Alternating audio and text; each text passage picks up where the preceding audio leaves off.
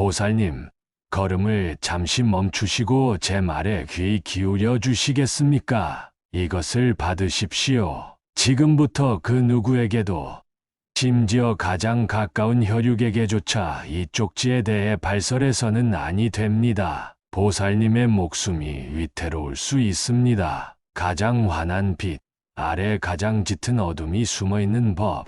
웃음 뒤에 칼을 품은 늑대가 보살님의 그림자를 이미 밟고 있을지도 모릅니다. 이 쪽지를 읽는 순간 보살님은 돌아올 수 없는 강을 건너는 것과 같습니다. 부디 무사하십시오. 이미숙 여사에게 사위 강민주는 단순한 사위를 넘어선 존재였습니다. 때로는 친아들보다 더 깊은 속정을 나누는 듯했고, 때로는 세상 풍파를 함께 헤쳐나갈 든든한 동반자처럼 느껴지기도 했어요. 환갑을 넘긴 오 여사에게 민주는 적적한 노년에 찾아온 한 줄기 따스한 햇살과도 같았습니다. 딸 수연이 결혼한다 했을 때 오 여사는 내심 걱정이 앞섰습니다. 하나뿐인 딸을 어떤 사내에게 보내야 마음이 놓일까 밤잠을 설치기도 여러 날이었죠. 하지만 민준을 처음 만난 날 오 여사는 자신도 모르게 입가에 번지는 미소를 숨길 수 없었습니다. 훤칠한 키에 서글서글한 눈매, 그리고 무엇보다 예의 바르고 상냥한 말투는 첫인상부터 합격점을 주기에 충분했습니다. 결혼 후 민준의 살가움은 오 여사의 기대를 훨씬 뛰어넘었습니다. 명절이나 생신 같은 특별한 날은 물론이고 평소에도 시시때때로 안부 전화를 걸어 어머님 별일 없으시죠? 식사는 하셨고요? 라며 살뜰히 챙겼습니다. 가끔은 퇴근길에 오 여사가 좋아하는 찰옥수수나 파탕금빵 같은 소소한 간식거리를 사들고 불쑥 찾아와 저녁상을 함께 받기도 했어요. 그럴 때면 오 여사는 마치 젊은 시절 아들딸 키우던 때로 돌아간 듯 마음이 푸근해지곤 했습니다. 사업을 한다는 민주는 늘 바빠 보였지만 오 여사 앞에서는 단 한 번도 피곤한 내색을 비치지 않았습니다. 오히려 어머님 뵈니 힘이 납니다. 라며 너스레를 떨며 오 여사의 어깨를 주물러주곤 했죠. 한 번은 오 여사가 감기 몸살로 크게 앓아누운 적이 있었습니다. 딸 수연도 회사 일로 바빠 발만 동동 구르고 있을 때 어디서 소식을 들었는지 민준이 한달음에 달려왔습니다. 그는 능숙하게 죽을 끓여 오 여사에게 먹이고 밤새 곁을 지키며 물수건을 갈아주었습니다. 며칠을 꼬박 간호하는 민준의 정성에 오 여사는 눈시울이 뜨거워지는 것을 느꼈습니다. 내 친아들이 있었어도 이보다 더 잘할 수 있었을까? 그날 이후로 오 여사에게 민준은 그저 사위가 아닌 마음으로 낳은 아들이나 마찬가지였습니다. 주변 친구들에게도 우리 사위 같은 사람 또 없다며 입이 마르도록 칭찬하는 것이 오 여사의 큰 낙이 되었어요.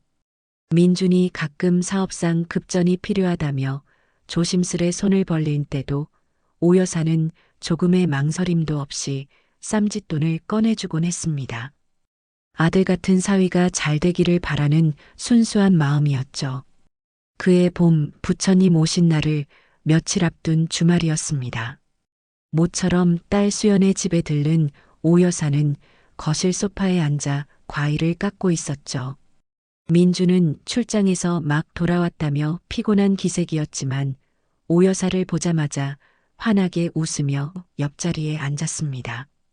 어머님, 이번 부처님 오신 날에 특별한 계획 있으세요? 민준의 물음에 오 여사는 고개를 저었습니다. 글쎄, 딱히 할 일은 없는데. 왜 그러나? 다름이 아니라 제가 어머님이랑 수연 씨 모시고 바람도 쐴 겸 가까운 절에 다녀올까 해서요. 민주는 특유의 부드러운 미소를 지으며 말했습니다. 요즘 수연이도 회사 일 때문에 스트레스가 많은 것 같고 어머님도 좀 쉬셔야죠. 제가 아주 공기 좋고 경치 수려한 산사로 알아봤습니다. 너무 북적이는 큰 절보다는 조용히 사색하기 좋은 곳이 어떨까 싶어서요. 오 여사는 민준의 세심한 배려에 또 한 번 감동했습니다. 평소 종교에 큰 관심이 있는 것은 아니었지만 사위가 이렇게까지 마음을 써주니 마다할 이유가 없었습니다. 더욱이 요즘 들어 딸 수연의 얼굴에 웃음기가 사라지고 어딘지 모르게 그늘이 져 보이는 것이 마음에 걸렸던 터라 이번 기회에 함께 나들이라도 하면 기분 전환이 될 것 같았어요. 자네가 그렇게 생각해 준다니 정말 고맙네. 수연이도 좋다고 할 거야. 오 여사의 말에 민주는 별말씀으려 어머님, 제가 다 알아서 준비하겠습니다. 편하게 몸만 오시면 됩니다. 라며 넉살 좋게 웃었습니다. 하지만 옆에서 묵묵히 과일을 먹던 수연의 표정은 그리 밝지만은 않아 보였습니다. 남편의 제안에 짧게 좋아요. 라고 대답했을 뿐 어딘가 불편한 기색이 스쳐 지나가는 것을 오 여사는 미처 알아채지 못했습니다. 그저 오랜만에 가족 나들이에 대한 기대로 마음이 들떠 있었기 때문이었죠. 민주는 곧바로 스마트폰을 꺼내 어딘가로 전화를 걸어 네, 주지 스님. 그날 저희 장모님과 집사람 모시고 찾아뵙겠습니다. 라며 예약까지 일사천리로 진행하는 듯 했습니다. 그 모습이 오 여사에게는 더없이 믿음직스러워 보였습니다. 역시 우리 민준이는 뭘 해도 야무지다니까. 오 여사는 속으로 흐뭇한 미소를 지으며 다가올 나들이를 손꼽아 기다렸습니다. 부처님 오신 날 당일 하늘은 더없이 맑고 청명했습니다.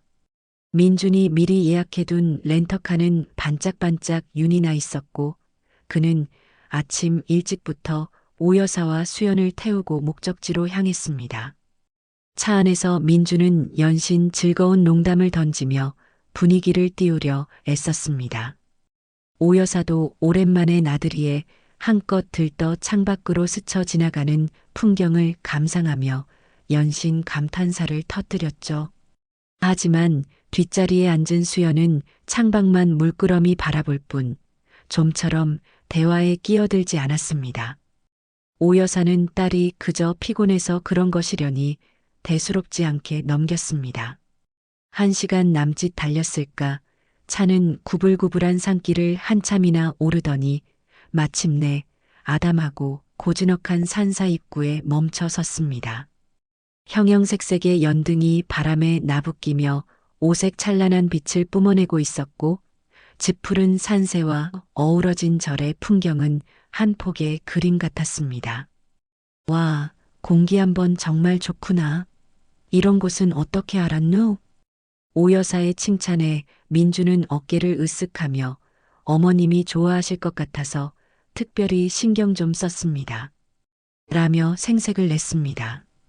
경내로 들어서자 은은한 향냄새와 함께 독경 소리가 들려왔습니다. 부처님 오신 날이라 제법 많은 신도들이 절을 찾았지만 민준이 말한 대로 대도시의 유명 사찰처럼 발 디딜 틈 없이 붐비지는 않았습니다. 적당히 활기차면서도 차분한 분위기가 오 여사의 마음에 쏙 들었죠. 민주는 이곳저곳을 가리키며 절의 유래에 대해 설명하기도 하고 어머님, 저기 약수 한 잔 드셔보세요. 물맛이 아주 일품입니다. 라며 살갑게 챙겼습니다. 그는 마치 이 절에 여러 번 와본 사람처럼 익숙해 보였습니다. 심지어 대웅전 앞에서 공양미를 올릴 때도 다른 사람들보다 훨씬 많은 액수를 시주하며 두 손을 모으고 경건하게 기도를 올리는 모습은 오 여사에게 깊은 인상을 남겼습니다. 우리 사위 마음씨도 비단결이구나. 오 여사는 속으로 감탄하며 흐뭇한 미소를 지었습니다. 하지만 그 모든 것이 어딘지 모르게 잘 짜인 연극처럼 느껴지는 미묘한 위화감을 그때의 오 여사는 애써 외면했습니다. 수연은 여전히 남편의 몇 걸음 뒤에서 말없이 그들을 따를 뿐이었습니다.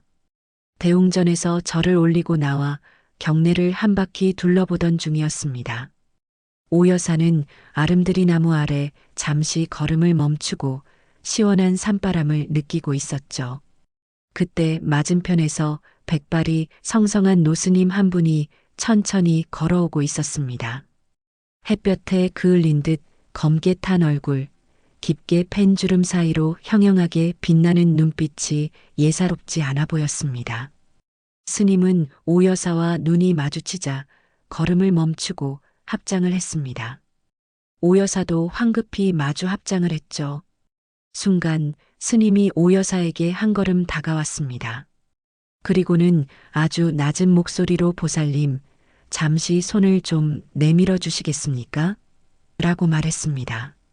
오 여사는 영문을 몰라 어리둥절했지만 스님의 진중하고도 엄숙한 분위기에 압도되어 자신도 모르게 오른손을 내밀었습니다. 스님은 주머니에서 작게 접힌 쪽지 하나를 꺼내 오 여사의 손바닥 위에 가만히 올려놓았습니다. 그 모든 것이 눈 깜짝할 사이에 벌어진 일이었어요. 스님은 아무 말 없이 오 여사의 눈을 깊이 응시하더니 다시 한번 합장하고는 왔던 길을 되돌아갔습니다. 스님의 눈빛은 마치 오 여사의 마음속 깊은 곳까지 꿰뚫어 보는 듯 서늘하면서도 무언가를 경고하는 듯한 묘한 기운을 담고 있었습니다. 민중과 수연은 조금 앞서 걸으며 연등을 구경하고 있었기에 이 광경을 전혀 눈치채지 못한 듯 했습니다. 오 여사는 갑작스러운 상황에 심장이 두근거렸지만 애써 태어난 척 그들을 뒤따랐습니다. 손안에 든 작은 쪽지의 존재가 마치 뜨거운 불덩이처럼 느껴졌습니다. 스님께서 왜 나에게 이런 것을, 알 수 없는 불안감이 엄습해 왔습니다.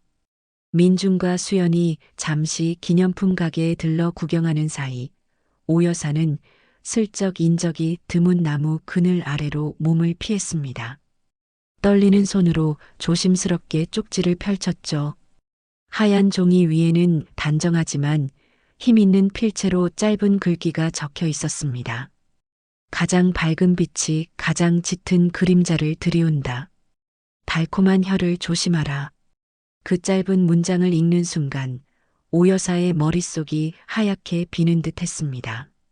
온몸의 피가 차갑게 식는 것 같았고 손이 사시나무처럼 덜덜 떨려 쪽지를 제대로 들고 있기조차 힘들었습니다. 이게 대체 무슨 뜻이지? 스님의 알 수 없는 말이 마치 불길한 예언처럼 오 여사의 가슴을 후벼 파는 듯 했습니다.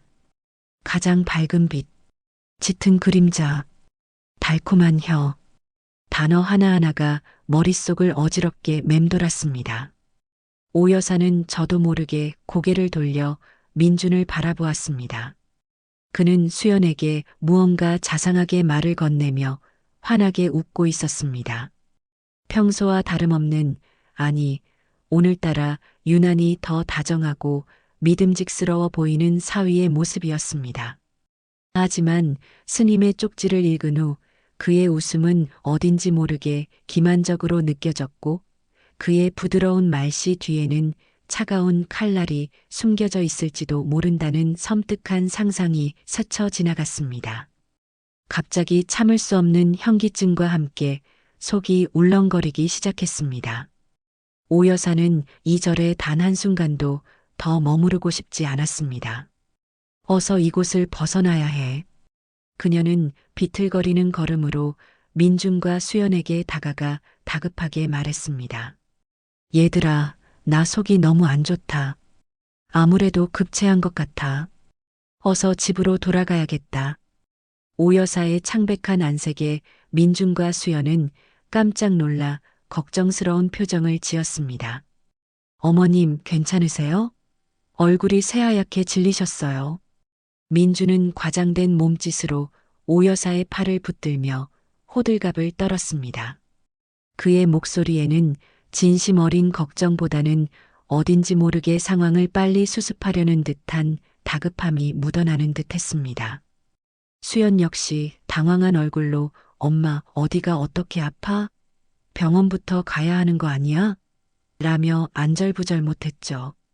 오 여사는 금방이라도 쓰러질 것처럼 식은땀을 흘리는 신용을 하며 민준의 부축을 받는 척했습니다. 아니다. 병원까지 갈 건 없고 집에 가서 좀 누워 있으면 괜찮아질 것 같아. 미안하다. 너희들 좋은 시간 망쳐서. 그녀의 목소리는 가늘게 떨리고 있었습니다.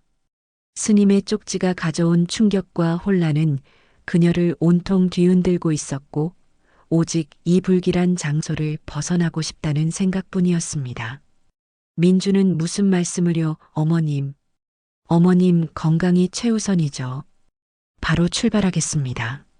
라며 서둘러 차를 주차장으로 몰았습니다.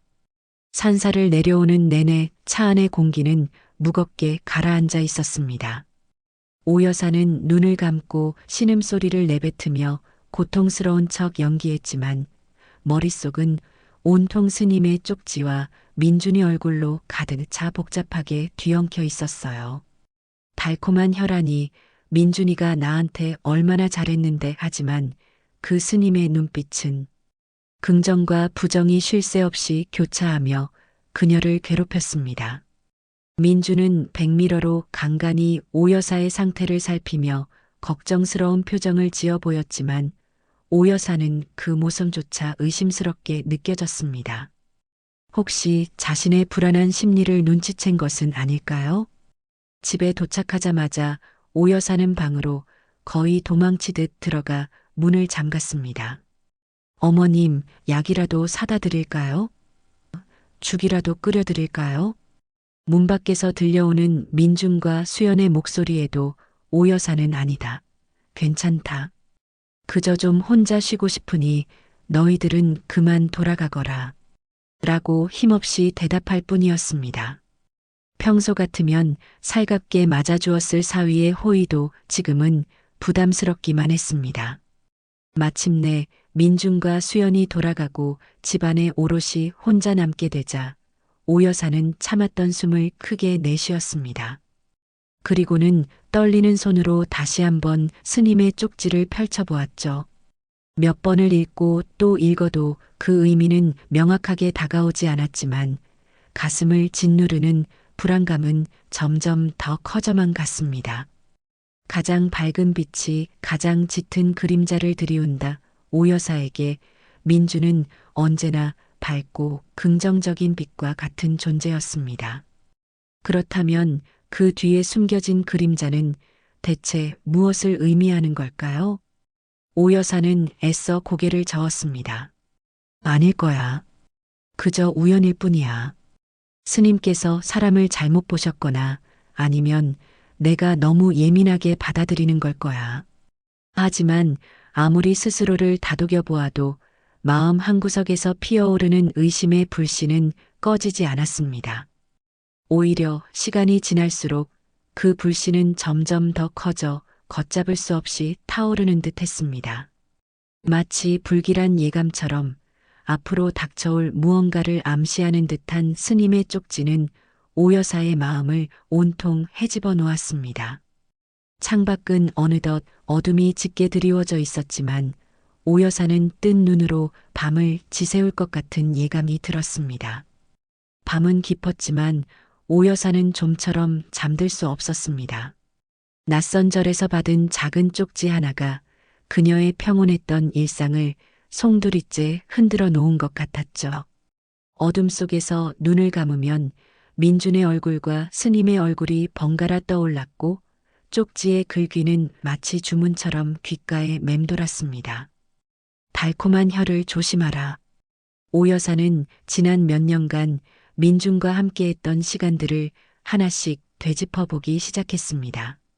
처음 수연의 남자친구라며 인사를 왔던 날 어색함도 잠시 싹싹하고 부침성 좋은 민준에게 오 여사는 금세 마음을 열었습니다.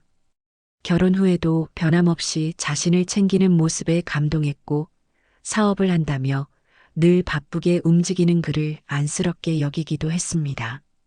민준이 사업 자금이 필요하다며 몇 차례 돈을 부탁했을 때도 오 여사는 내 아들 같은 사위가 잘 되는데 이 정도쯤이야 하는 생각으로 선뜻 큰 돈을 내주었습니다. 그때마다 민주는 어머님 정말 감사합니다. 이 은혜는 평생 잊지 않고 꼭 성공해서 호강시켜 드리겠습니다. 라며 눈물까지 글썽이며 고마워했었죠. 그 모습에 오 여사는 조금의 의심도 품지 않았습니다. 하지만 스님의 쪽지를 받고 나니 과거의 그 모든 일들이 어딘가 석연치 않게 느껴지기 시작했습니다.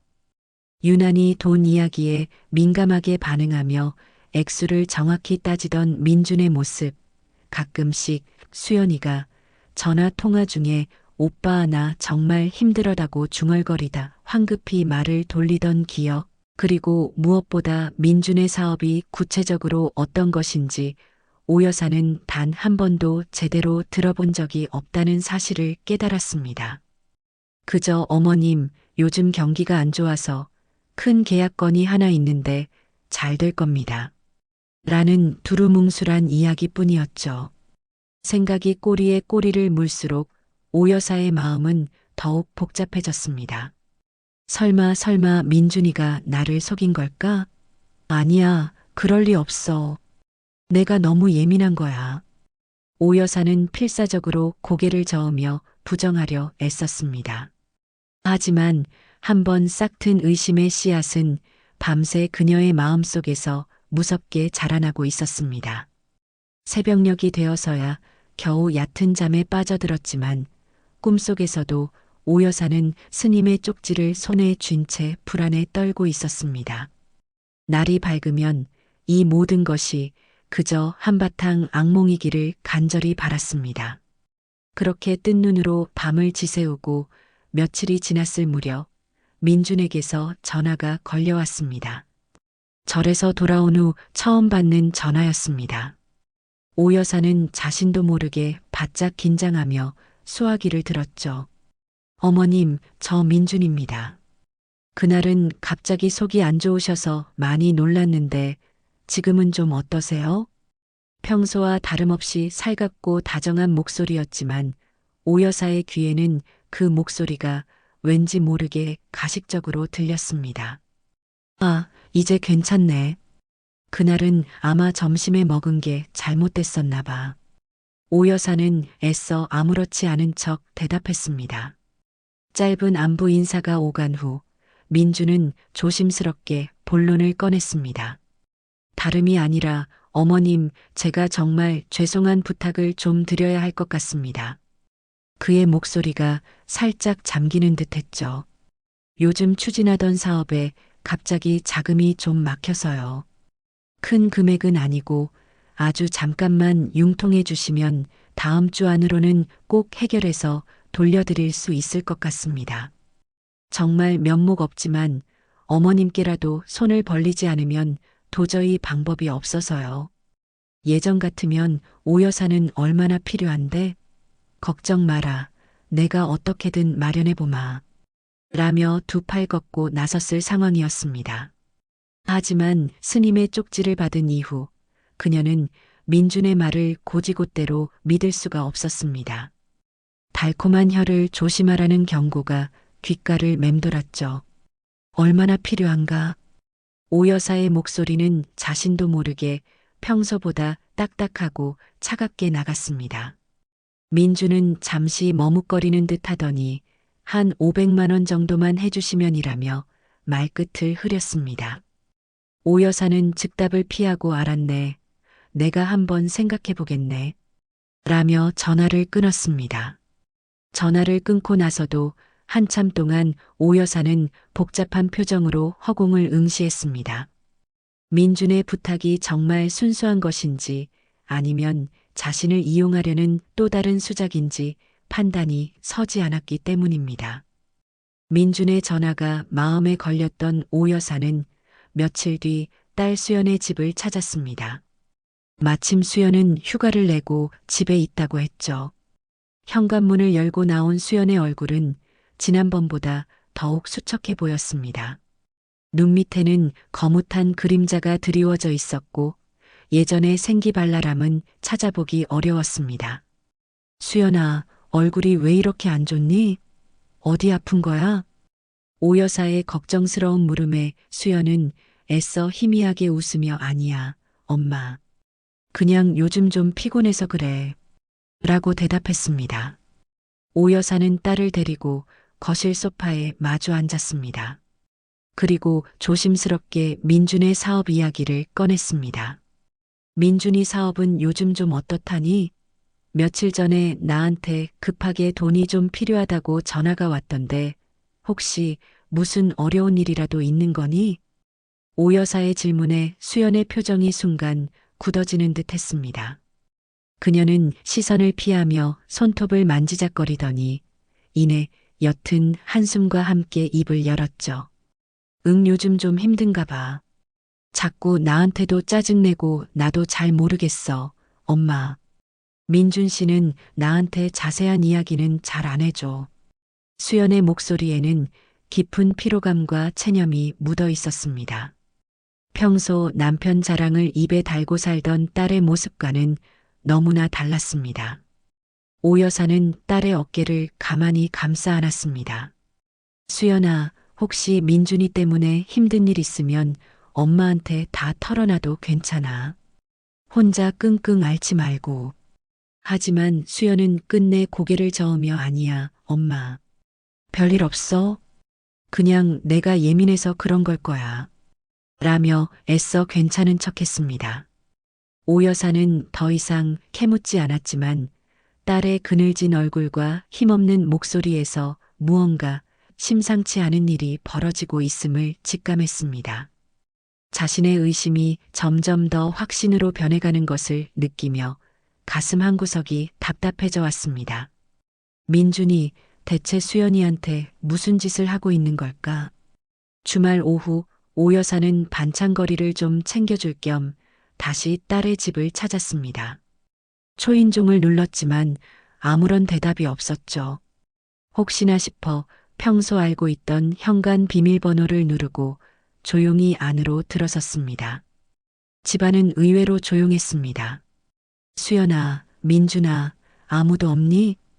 오 여사가 거실로 들어서려던 순간 안방 쪽 베란다에서 누군가의 목소리가 들려왔습니다. 민준의 목소리였습니다. 그러니까 이번 주 금요일까지는 어떻게든 막아보겠다고요. 네. 아니, 사장님, 제발 일주일만 더 시간을 주시면 안 되겠습니까? 제가 정말 이자라도 먼저 알겠습니다. 어떻게든 마련해 보겠습니다. 네. 죄송합니다. 평소 오 여사 앞에서 보이던 자신감 넘치고 능글맞던 모습은 온데간데 없었습니다. 전화기 너머의 상대방에게 거의 애원하다시피 하는 다급하고 초조한 목소리였죠. 돈 문제로 누군가에게 심하게 압박을 받고 있다는 것을 어렵지 않게 짐작할 수 있었습니다. 통화가 끝난 듯 잠시 정적이 흘렀고 곧이어 민준이 거친 숨소리와 함께 낮은 욕설을 내뱉는 소리가 들렸습니다. 젠장 대체 어디서 돈을 구한단 말이야. 그리고는 다시 누군가에게 전화를 거는 듯 했습니다. 이번에는 훨씬 더 격앙되고 위협적인 목소리였죠. 너 내가 오늘까지 돈 안 보내면 어떻게 되는지 알지? 당장 안 보내. 오 여사는 온몸의 피가 싸늘하게 식는 것을 느꼈습니다. 저렇게 다른 사람에게 고압적으로 소리치는 민준의 모습은 상상조차 해본 적이 없었습니다. 바로 그때 민준이 통화를 끊고 돌아서다 거실 입구에 서 있는 오 여사와 정면으로 눈이 마주쳤습니다. 민준의 얼굴은 순간 당황과 경악으로 일그러졌습니다. 그는 황급히 표정을 갈무리하고 어색하게 웃으며 다가왔죠. 어머님, 언제 오셨어요? 미리 연락이라도 주시지 하. 그는 아무 일 없었다는 듯 태연하게 행동하려 했지만 그의 이마에는 식은 땀이 송골송골 맺혀 있었습니다. 그냥 사업상 조금 신경 쓸 일이 있어서요. 별거 아닙니다, 어머님. 그의 변명은 너무나 궁색하게 들렸습니다. 오 여사는 아무 말 없이 민준을 싸늘하게 쏘아볼 뿐이었습니다. 사위의 두 얼굴을 목격한 충격은 너무나 컸습니다. 민준의 이중적인 통화 내용을 엿들은 후 오 여사의 마음은 걷잡을 수 없이 혼란스러웠습니다. 그가 공경에 처한 것은 분명해 보였지만 그 이면에 감춰진 진실이 무엇인지 알 수 없어 답답하기만 했죠. 며칠 전 민준이 돈을 빌려달라고 했던 일이 떠올랐습니다. 혹시 그 돈이 정말 급하게 필요했던 걸까? 아니면 오 여사는 불길한 예감에 휩싸여 자신의 방으로 들어갔습니다. 그리고는 장롱 깊숙한 곳에 숨겨두었던 작은 금고를 열었습니다. 금고 안에는 비상금으로 넣어두었던 현금 다발과 함께 결혼할 때 친정어머니에게 물려받았던 금목걸이와 쌍가락지, 그리고 수연이 어렸을 때 첫돌 선물로 받았던 작은 금수저 등이 보관되어 있었습니다. 그런데 이게 웬일일까요? 현금 다발 중 일부가 눈에 띄게 줄어들어 있었고 분명히 그 자리에 있어야 할 금목걸이와 쌍가락지가 온데간데 없이 사라진 것이었습니다. 오 여사는 순간 숨이 멎는 듯 했습니다. 손이 부들부들 떨려왔고 머릿속이 하얗게 비는 것 같았죠. 집에는 오 여사 외에는 가끔 들르는 민준과 수연 부부, 그리고 일주일에 2번 오는 가사도우미 아주머니가 전부였습니다. 가사도우미 아주머니는 오랫동안 함께 일해온 믿을 만한 사람이었고 금고의 존재 자체를 알 리 없었습니다. 그렇다면 설마 오 여사는 차마 그 이름을 떠올리고 싶지 않았습니다. 하지만 정황상 의심이 가는 사람은 단 한 명뿐이었습니다. 민준이가, 내 아들 같은 민준이가 정말 이런 짓을. 오 여사는 금고 문을 닫고 망연자실하게 자리에 주저앉았습니다. 배신감과 함께 참을 수 없는 분노가 치밀어 올랐습니다. 단순한 의심이 이제 구체적인 증거와 함께 확신으로 변해가고 있었습니다. 오 여사는 더 이상 지체할 수 없다고 판단했습니다. 곧바로 수연에게 연락해 당장 만나자고 했죠.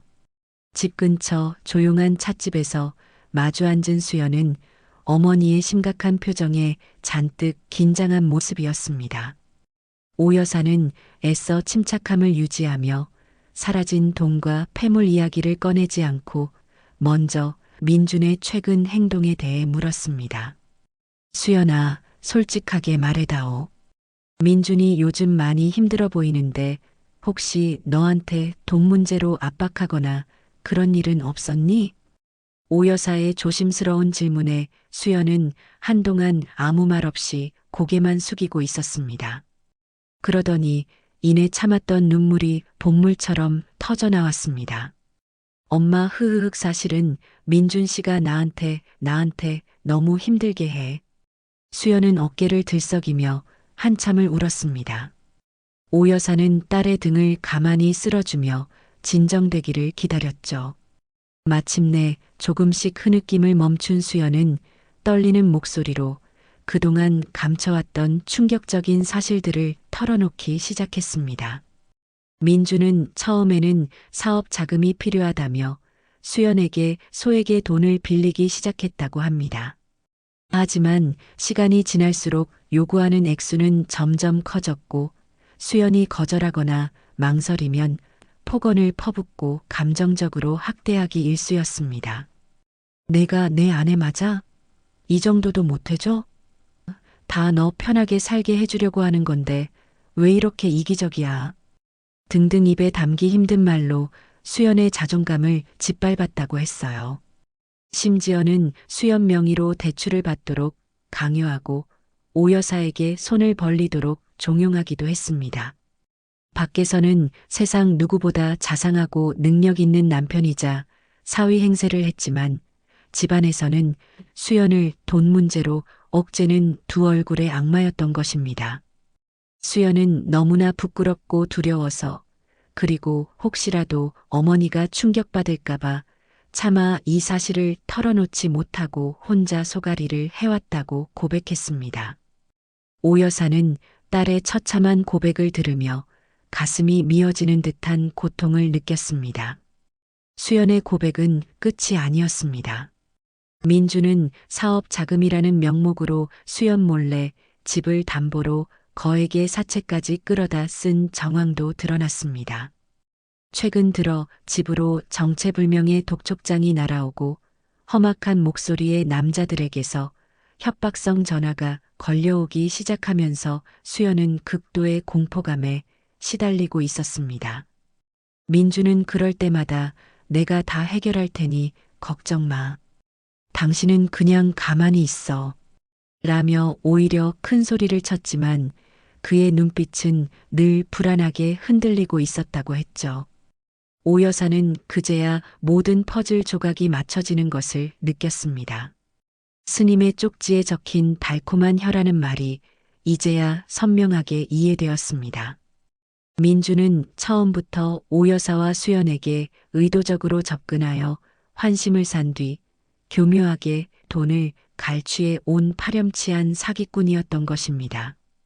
자신과 딸이 그동안 얼마나 어리석게 속아왔던가 생각하니 분노와 자괴감에 치가 떨렸습니다. 바로 그때 수연의 핸드폰이 요란하게 울렸습니다. 발신자는 민준이었습니다. 수연은 겁에 질린 표정으로 핸드폰을 바라보았고 오 여사는 단호한 표정으로 스피커폰으로 받으라고 말했습니다.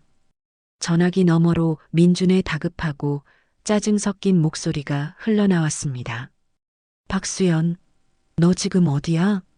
당장 돈 안 구해오고 뭐 하는 거야? 내가 오늘까지 그 돈 못 막으면 우리 다 끝장이라고 했지. 그의 목소리에는 일말의 애정이나 걱정 따위는 찾아볼 수 없었습니다. 오직 자신의 안위만을 걱정하는 이기적인 절규만이 가득했죠. 오 여사는 수연의 손을 꼭 잡았습니다. 더 이상 물러설 곳도 용서할 마음도 없었습니다. 그녀의 눈빛은 차갑게 빛나고 있었습니다. 강민준 내놈의 그 달콤한 혀와 추악한 가면을 내가 반드시 벗겨주마. 오 여사는 속으로 굳은 결심을 다졌습니다. 이제는 딸을 지키기 위해서 그리고 자신의 어리석었던 믿음에 대한 책임을 묻기 위해서라도 이 싸움을 피하지 않으리라 마음먹었습니다. 길고 외로운 싸움이 될지도 모르지만 오 여사는 결코 포기하지 않을 작정이었습니다. 그날 이후 이미숙 여사와 박수연 씨의 일상은 마치 살얼음판을 걷는 듯한 긴장감의 연속이었습니다. 이전까지 오 여사에게 수연 씨는 그저 보호하고 보듬어야 할 연약한 딸이었지만 이제는 거대한 음모에 맞서 함께 비밀을 공유하고 서로를 의지해야 하는 유일한 동지였습니다. 오 여사는 딸의 메마른 손을 잡으며 몇 번이고 다짐했습니다. 수연아, 이 엄마가 모든 것을 제자리로 돌려놓을 것이다. 내가 더 이상 저 악마 같은 놈에게 고통받지 않도록 내가 모든 것을 걸고 싸울 것이다. 수연 씨는 어머니의 비장한 눈빛에서 이전에는 미쳐보지 못했던 강인함을 발견하며 자신도 모르게 솟아나는 용기를 느꼈습니다. 그녀는 지옥 같았던 지난 시간들을 떠올리며 이제는 더 이상 강민준의 그림자 속에서 숨죽여 울지 않겠다고 빼앗긴 자신의 삶을 되찾겠다고 굳게 결심했습니다. 증거 수집은 생각보다 훨씬 더 어렵고 위험한 과정이었습니다.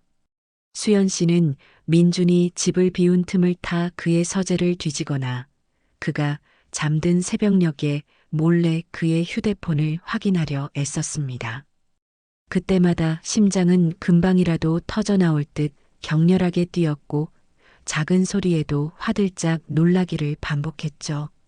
한 번은 민준의 서류 가방에서 수상한 대출 계약서를 발견하고 급히 사진을 찍으려다 예상보다 일찍 귀가한 민준과 마주칠 뻔한 아찔한 순간도 있었습니다. 다행히 민준은 수연 씨의 부자연스러운 행동을 눈치채지 못한 듯 했지만 수연 씨는 그날 밤새도록 공포감에 떨어야 했습니다. 민준이 폭언을 하거나 협박을 할 때마다 녹음을 하는 것은 더욱더 끔찍한 경험이었습니다. 그의 날카롭고 잔인한 목소리, 자신을 비난하고 조롱하는 말들은 녹음기를 통해 다시 들을 때마다 수연 씨의 심장을 갈기갈기 찢어놓는 듯 했습니다. 그녀는 녹음된 파일을 어머니에게 건넬 때마다 수치심과 절망감에 눈물을 쏟았지만 이것이 민준의 가면을 벗길 유일한 방법이라는 생각에 이를 악물고 버텼습니다. 오 여사 역시 딸의 고통을 지켜보며 매일 밤 피눈물을 삼켰습니다. 그녀는 민준이 집에 드나들 때마다 그의 행동 하나하나를 예의주시했고 그가 무심코 흘리는 말 한마디조차 놓치지 않으려 애썼습니다. 민준의 서재에서는 수연 씨 명의로 된 정체불명의 투자 계약서들과 함께 원금보다 이자가 훨씬 더 많은 사채 계약서들이 여러 장 발견되었습니다. 어떤 서류에는 수연 씨의 도장이 희미하게 찍혀 있었는데 오 여사는 그것이 민준의 강압에 의해 찍힌 것임을 직감하고 분노에 몸을 떨었습니다. 또한 민준이 사용하던 오래된 노트북에서는 그가 여러 불법 도박 사이트에 접속한 기록과 함께 익명의 사람들과 거액의 돈거래를 한 정황이 담긴 이메일들이 발견되기도 했습니다. 그 액수는 상상을 초월할 정도였고 오 여사는 민준이 자신과 딸을 얼마나 철저하게 기만하고 이용해 왔는지 깨닫고는 치밀어 오르는 살이마저 느꼈습니다. 그녀는 모든 증거 자료를 차곡차곡 정리하며 민준이 법의 심판을 받게 될 날만을 손꼽아 기다렸습니다. 마침내 어느 정도 증거가 모였다고 판단한 오 여사는 수연 씨와 함께 조심스럽게 최 변호사의 사무실을 다시 찾았습니다. 최 변호사는 두 사람이 내민 추가 자료들을 꼼꼼히 검토한 후 이전보다 훨씬 더 심각한 표정으로 입을 열었습니다. 오 선배님, 박수연 씨, 정말 엄청난 증거들을 찾아오셨군요. 이 정도면 강민준이라는 자는 단순한 사기꾼을 넘어 매우 악질적인 범죄자라고 할 수 있습니다. 특히 박수연 씨 명의를 도용하여 불법적인 대출을 받고 가정 내에서 지속적인 정신적 억압과 통제로 박수연 씨에게 이루 말할 수 없는 고통을 안겨준 부분은 죄질이 매우 무겁습니다. 최 변호사는 법정에서 예상되는 민준의 반박과 그에 대한 대응 전략, 그리고 승소를 위해 앞으로 해야 할 일들을 차분하지만 명확하게 설명해 주었습니다. 그는 또한 이런 사건은 가해자가 피해자의 감정을 교묘하게 이용하여 자신에게 유리한 상황을 만들려는 시도를 하는 경우가 많습니다. 따라서 재판 과정에서 그 어떤 회유나 협박에도 절대 흔들리시면 안 됩니다. 끝까지 냉정함을 유지하시고 저와 긴밀하게 소통하며 함께 싸워나가야 합니다. 라고 당부하는 것도 잊지 않았습니다. 오 여사는 최 변호사의 눈을 똑바로 바라보며 힘주어 고개를 끄덕였습니다. 이제는 더 이상 물러설 곳도 망설일 이유도 없었습니다. 한편 강민주는 오 여사와 수연 씨의 분위기가 심상치 않음을 어렴풋이 감지하고 있었습니다. 예전처럼 쉽게 돈을 내어주지 않는 오 여사의 완고한 태도도 그렇거니와 무엇보다 수연 씨가 자신의 눈치를 보면서도 어딘가 모르게 저항적인 태도를 보이는 것이 그의 심기를 건드렸습니다. 그는 수연 씨를 더욱더 강하게 통제하려 들었습니다. 당신 요즘 나한테 뭐 숨기는 거라도 있는 거야? 왜 자꾸 내 눈을 피하는 건데? 내가 분명히 말했을 텐데 내 허락 없이는 함부로 외출하지 말라고. 누구 만나고 다니는 거야, 그의 의심은 병적으로 변해갔고 수연 씨의 일거수일투족을 감시하려 들었습니다. 밤늦게 술에 취해 들어와서는 사소한 트집을 잡아 고함을 치고 물건을 집어 던지는 일도 잦아졌습니다. 한 번은 수연 씨가 어머니와 통화하는 것을 엿듣고는 격분하여 그녀의 뺨을 때리려고까지 했습니다. 수연 씨는 공포에 질려 뒷걸음질 쳤고 그 순간 때마침 걸려온 민준의 사업 파트너라는 사람의 전화 덕분에 간신히 위기를 모면할 수 있었습니다. 민준의 개팍함과 집요함이 극에 달할수록 오 여사와 수연 씨는 그의 파멸이 얼마 남지 않았음을 직감하며 더욱더 치밀하게 반격을 준비해 나갔습니다. 숨막히는 긴장감 속에서 운명의 날은 시시각각 다가오고 있었습니다. 결전의 날을 앞두고 이미숙 여사와 박수연 씨는 최 변호사와 함께 마지막 전략 회의를 가졌습니다. 최 변호사는 강민준을 집으로 유인하여 자연스럽게 대화를 유도하고 그 과정에서 그가 자신의 범죄 사실을 시인하거나 최소한 인정하는 듯한 발언을 하도록 만드는 것이 중요하다고 강조했습니다. 강민준 같은 유형의 인간들은 자신이 궁지에 몰렸다고 느끼면 오히려 더 교묘하게 거짓말을 하거나 강압적으로 나올 수 있습니다. 따라서 처음에는 부드럽게 접근하여 경계심을 풀게 한 뒤 결정적인 증거를 하나씩 제시하며 압박하는 것이 효과적일 겁니다. 제가 대화 내용을 실시간으로 모니터링하면서 적절한 시점에 개입하고 만일의 사태에 대비해 경찰에도 미리 형조를 구해놓겠습니다. 변호사의 치밀한 계획을 들으며 오 여사는 다시 한번 마음을 다잡았지만 수연 씨는 극도의 불안감을 감추지 못했습니다. 그녀는 며칠 밤을 뜬 눈으로 지새웠고 식사도 제대로 하지 못해 안 그래도 마른 몸이 더욱더 야위어 갔습니다. 오 여사는 그런 딸의 손을 잡고 수연아, 엄마만 믿어라. 아무 일도 없을 것이다. 이제 이 지긋지긋한 고통을 끝낼 시간이야. 라며 다독였지만 정작 오 여사 자신도 밤마다 심장이 터질 듯한 불안감에 시달려야 했습니다. 마침내 약속한 저녁, 오 여사는 강민준을 맞이하기 위해 아침부터 분주하게 움직였습니다.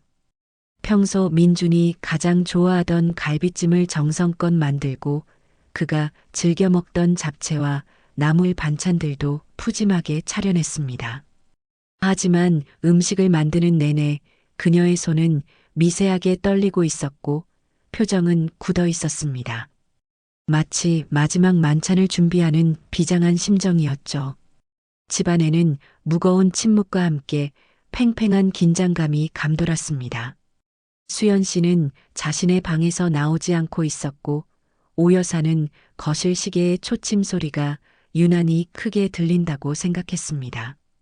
저녁 시가 조금 넘었을 무렵 현관 초인종 소리가 울렸습니다. 오 여사는 심호흡을 한번 크게 하고 평소와 다름없는 미소를 얼굴에 띄운 채 문을 열었습니다. 문 앞에는 말끔하게 차려입은 민준이 특유의 번지르르한 미소를 지으며 서 있었습니다. 그의 손에는 값비싸 보이는 와인 한 병과 함께 작은 꽃다발이 들려 있었죠.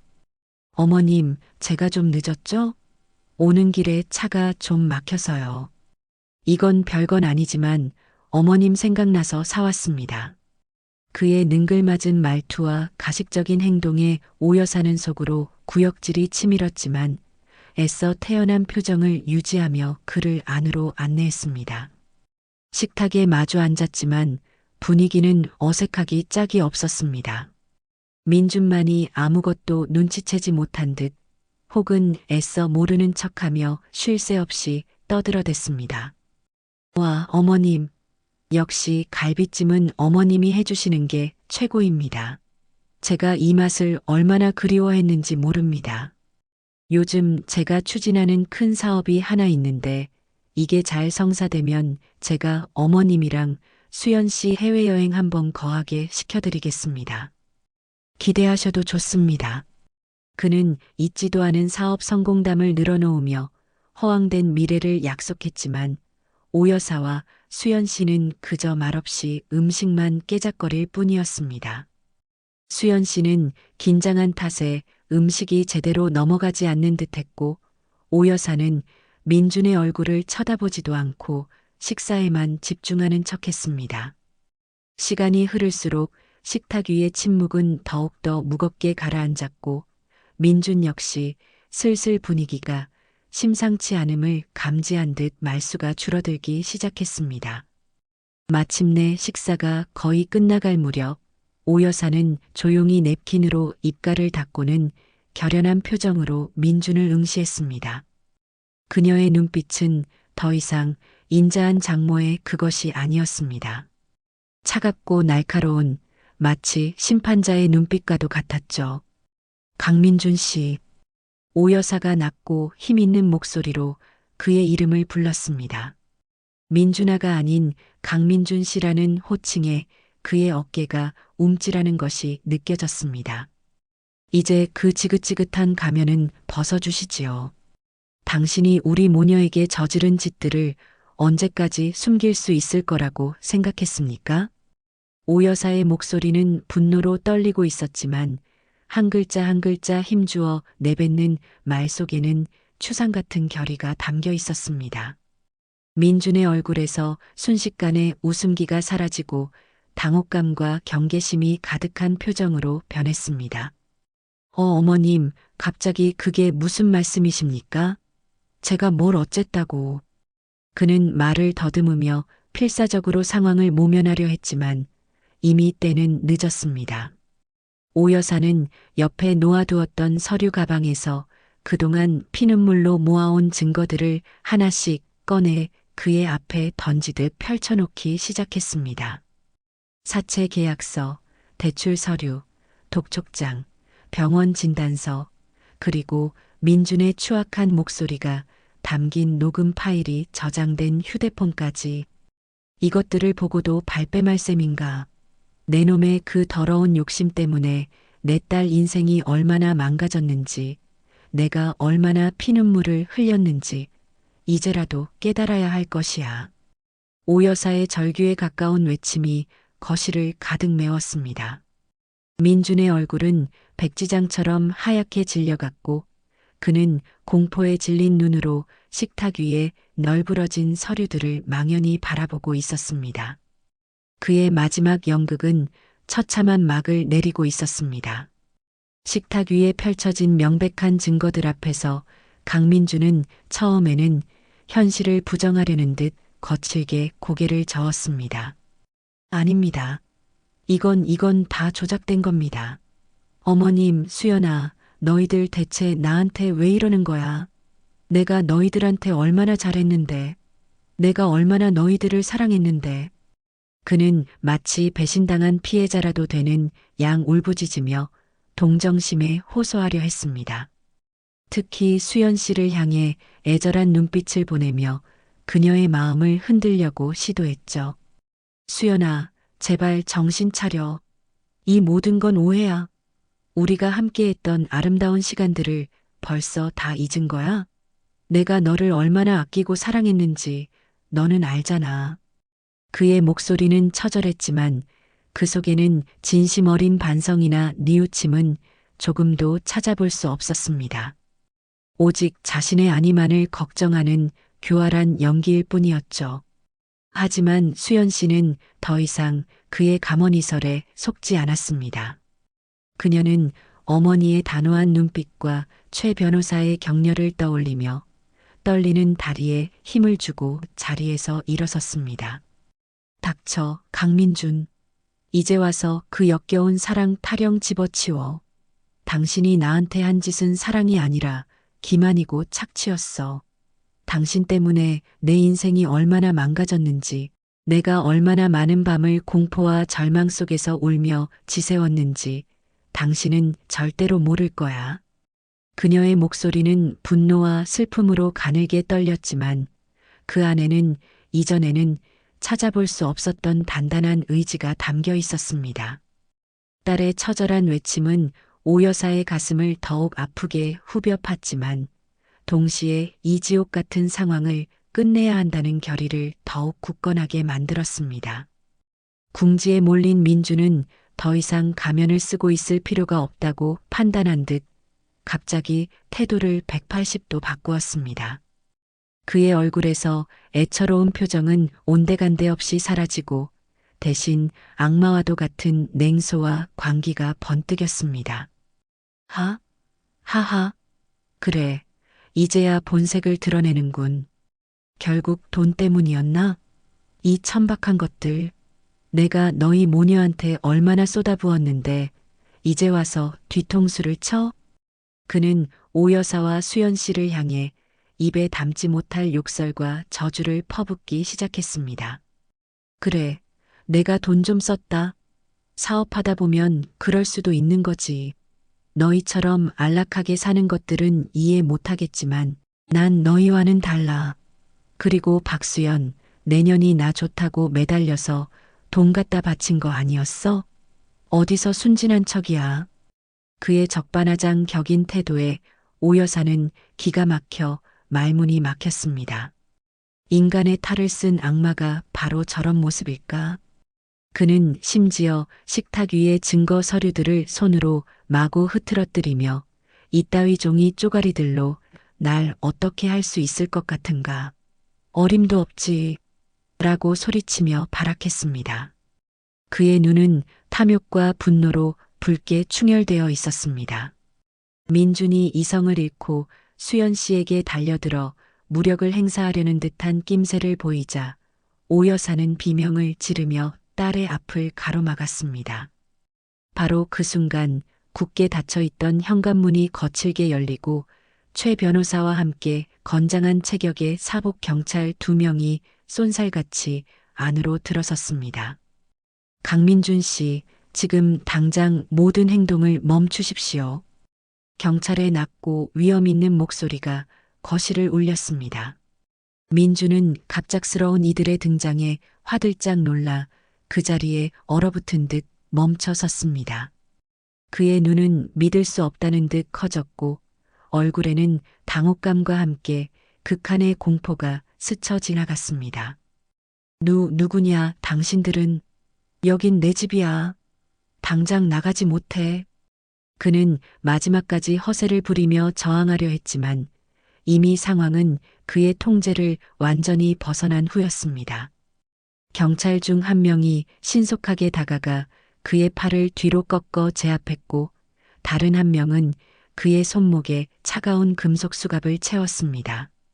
강민준 씨, 당신을 사기, 공갈, 협박, 그리고 명의도용 등의 혐의로 긴급 체포합니다. 당신은 변호사를 선임할 권리가 있으며 묵비권을 행사할 수 있고 당신이 하는 모든 발언은 법정에서 불리하게 사용될 수 있습니다. 경찰의 기계적인 목소리가 민준의 귓가에 그리고 오 여사와 수연 씨의 가슴에 깊이 새겨졌습니다. 철커덕하는 소리와 함께 수갑이 채워지는 순간 민준의 얼굴에서 모든 오만함과 광기가 사라지고 패배자의 초라함과 절망만이 남았습니다. 그는 마치 영혼이라도 빠져나간 사람처럼 힘없이 경찰들에게 끌려 현관 밖으로 사라졌습니다. 그의 마지막 발악적인 외침과 저항하는 소리가 점차 멀어져 가자 집안에는 숨막히는 정적만이 감돌았습니다. 오 여사는 온몸에 힘이 빠져나가는 것을 느끼며 소파 위로 스르르 주저앉았고 수연 씨는 그런 어머니의 품에 얼굴을 묻고 그동안 참아왔던 모든 서름과 공포를 뜨거운 눈물로 쏟아냈습니다. 길고 어두웠던 터널의 끝이 마침내 보이는 순간이었습니다.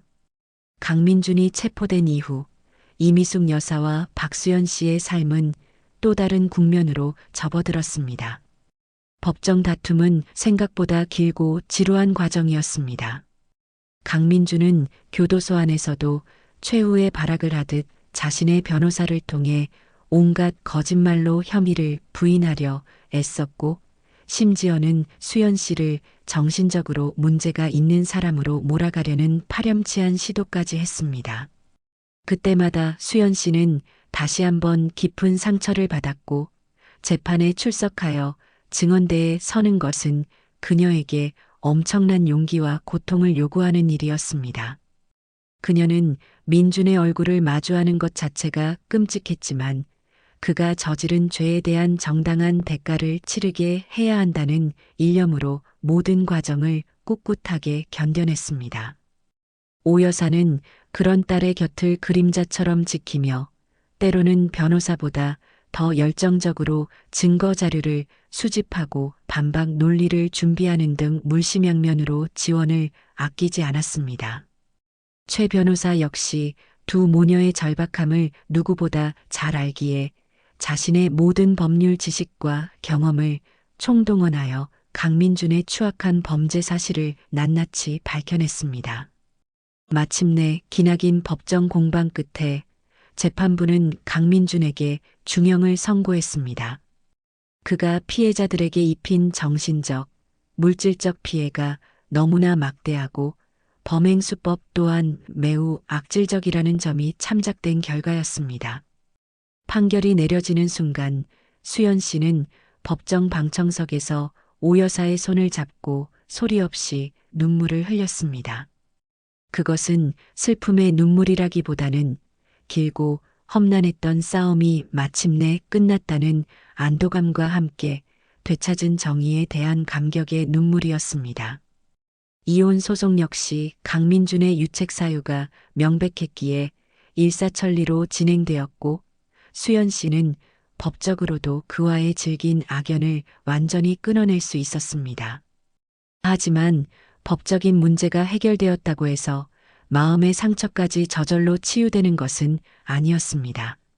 수연 씨는 한동안 외상 후 스트레스 장애 PTSD로 인해 심각한 우울증과 불안 증세에 시달렸습니다. 밤에는 강민준에게 시달리던 악몽을 꾸기 일쑤였고, 낮에는 작은 소리에도 깜짝 놀라거나 낯선 남자의 목소리만 들어도 극도의 공포감을 느꼈습니다. 한때 활발하고 사교적이었던 그녀는 집안에만 틀어박혀 세상과의 모든 문을 닫아버린 듯 했습니다.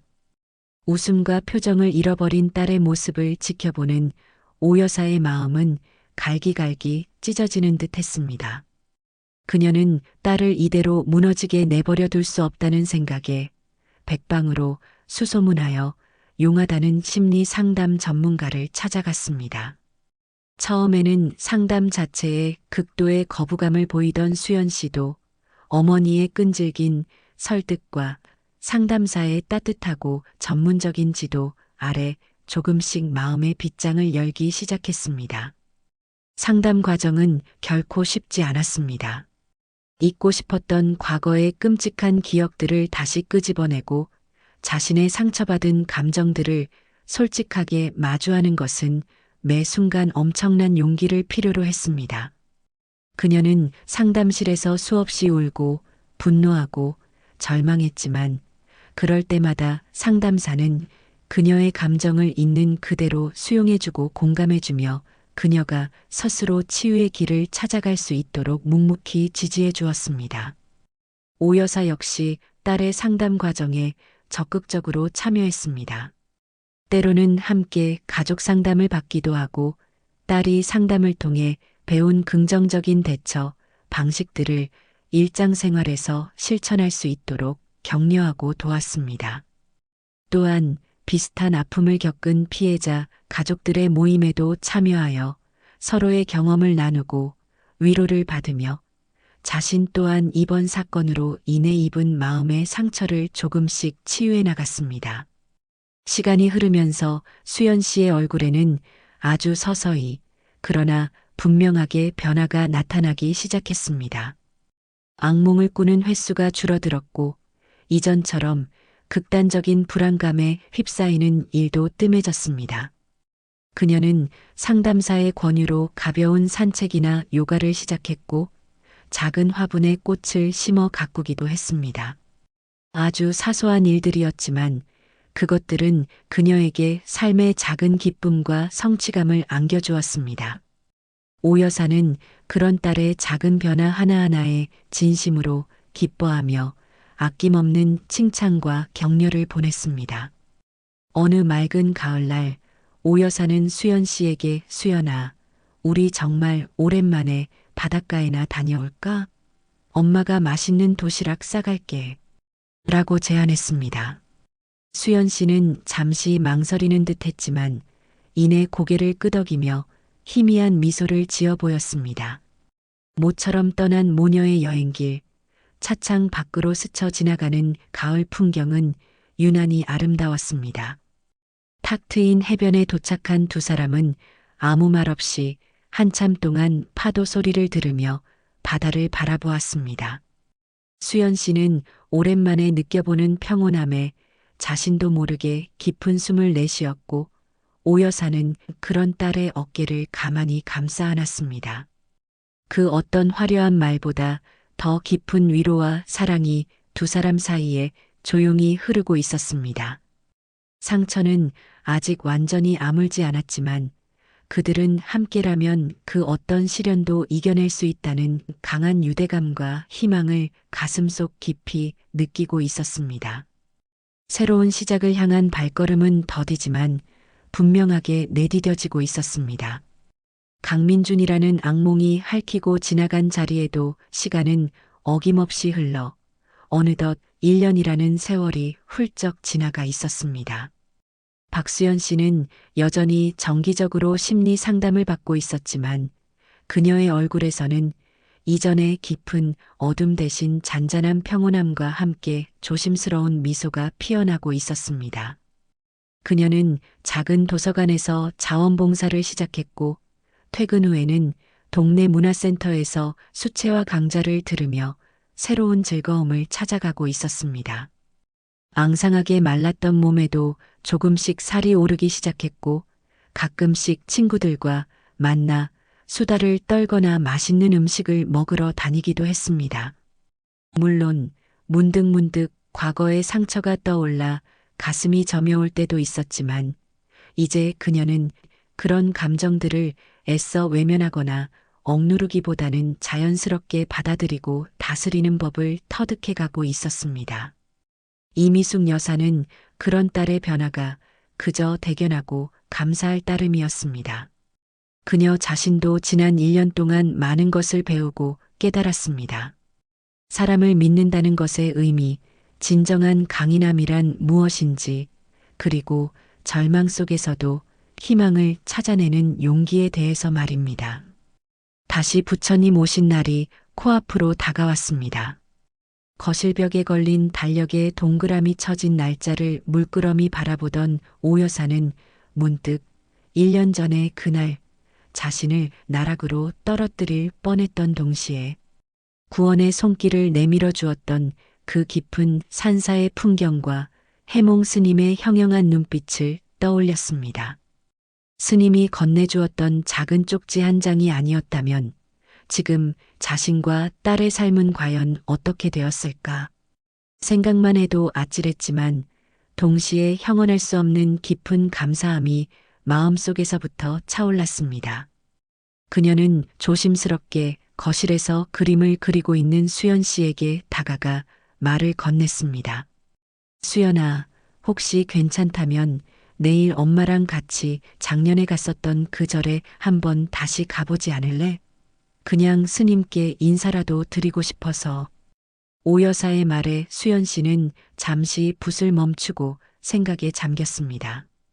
그 절은 그녀에게 끔찍한 기억과 고통의 시작을 알린 장소이기도 했지만 동시에 모든 것을 바로잡고 새로운 삶을 시작할 수 있는 용기를 준 은인이 있는 곳이기도 했습니다.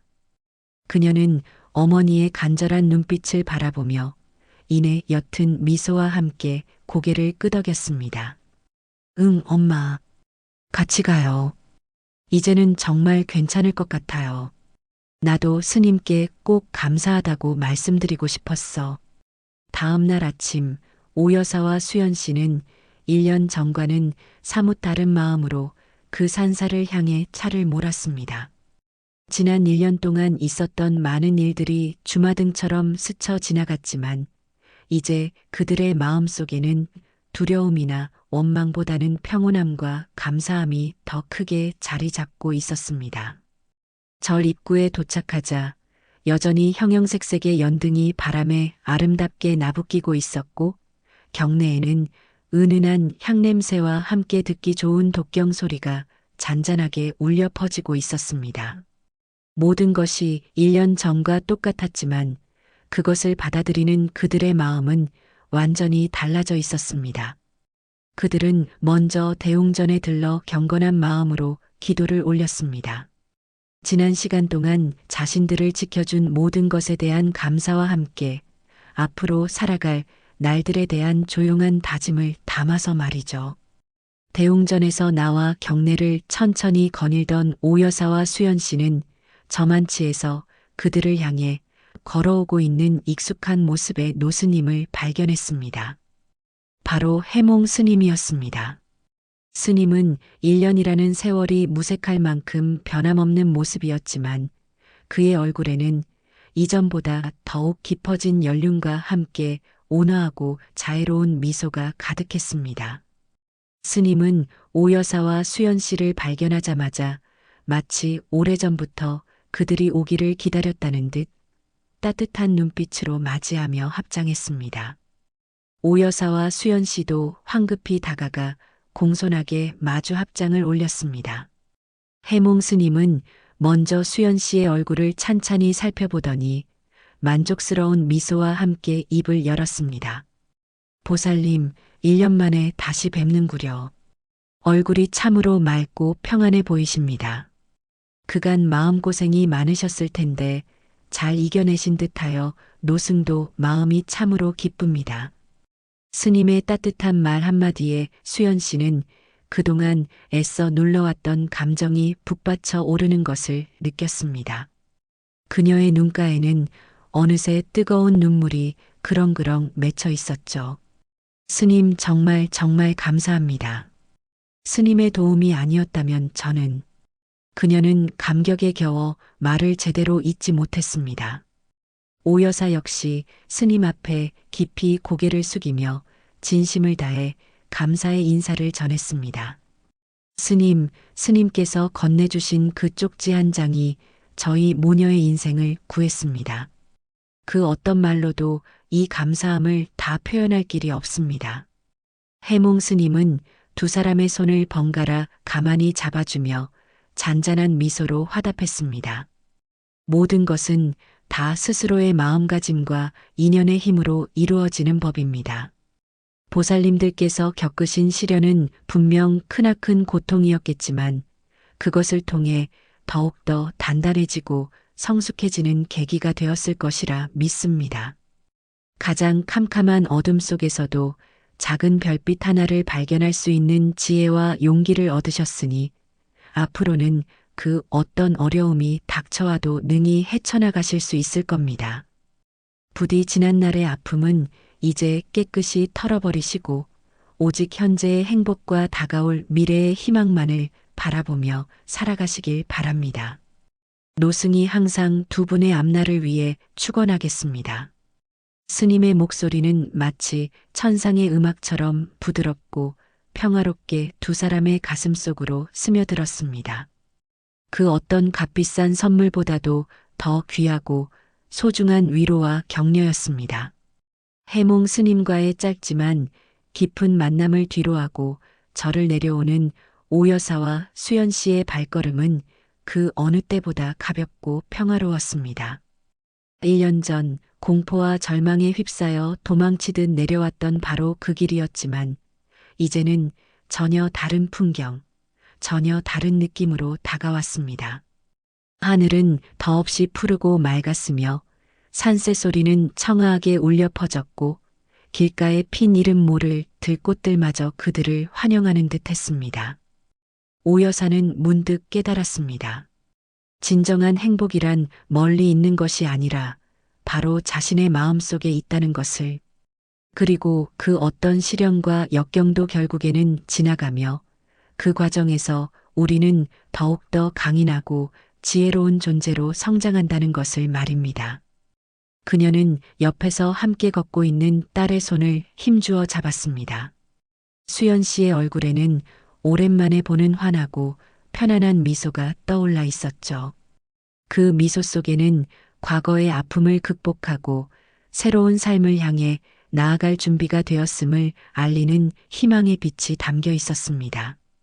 이제 그들 앞에는 비록 평탄하지만은 않겠지만 서로를 의지하며 함께 만들어갈 소중하고 아름다운 날들이 기다리고 있을 것이라는 확신이 들었습니다.